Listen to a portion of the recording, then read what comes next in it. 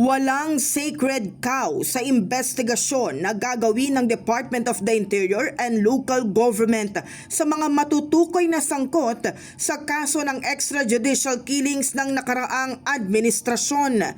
Ayon kay Interior Secretary John Vic Remulla, hihintayin pa ng DILG ang magiging resulta ng investigasyon ng House Quad Committee matapos makaladkad ang mga pangalan ng ilang opisyal ng PNP. Hindi pa rin anya may tuturing na guilty ang mga ito sa mga alegasyong ibinabato laban sa kanila. We must not judge them already according to testimony. They have to go through the process. However, having said that they are innocent till proven guilty, there are no sacred cows in this institution and in this investigation. Kaugnay nito, sinabi ni PNP Chief General Romel Francisco Marbil na bumuo na ng komite upang magsagawa ng kaukulang pagsisiyasat ukol dito. We, on our part, we have, sir, we already have, meron na po kaming committee na to really investigate po dun sa all the allegations being made by Colonel Garma regarding po dun sa EGK and other matters, no?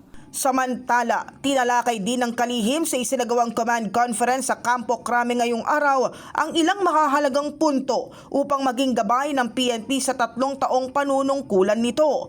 Kabilang dito ang capital outlay, mabilis na pagresponde ng mga pulis sa tawag ng publiko at ang relasyon sa local government units at maging sa mga chief of police.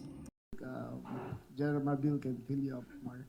But I gave them a general directive of what we need to do in the next 3 years, especially with capital outlay, with response time, with relations with local government units and the chiefs of police, investments into making the police force better.